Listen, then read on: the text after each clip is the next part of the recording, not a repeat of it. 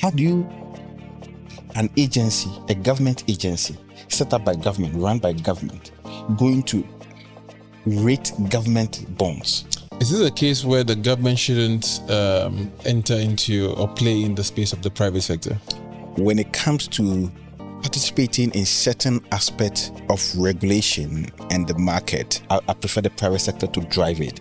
I'm going to take a position of an African user who sees compliance as giving my data information. So where does all this data sit? Is it with the regulators or with entities, the organizations? It's as safe as you take safety serious. And I always say that to users. If a user can appreciate the fact that you need to have a strong password, you need to make sure that you're doing good housekeeping in terms of the management of your information. That's where most vulnerabilities sit.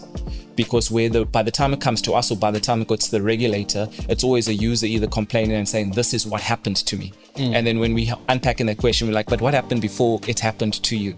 And then we can normally find out some loopholes in terms of what perhaps it was social engineering, somebody calling you and asking you and saying, hey, we're from Binance, please give us your ABC. We just don't want you to comply. We want to know the extent to which you comply, because reporting that you've issued commercial paper is one. But we have a whole guideline on commercial papers, which is telling you that not more than 40% of your AUMs must not be invested in commercial papers.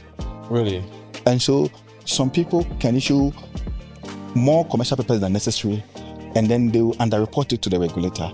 And so if you don't do the further checks, you won't be able to identify those issues.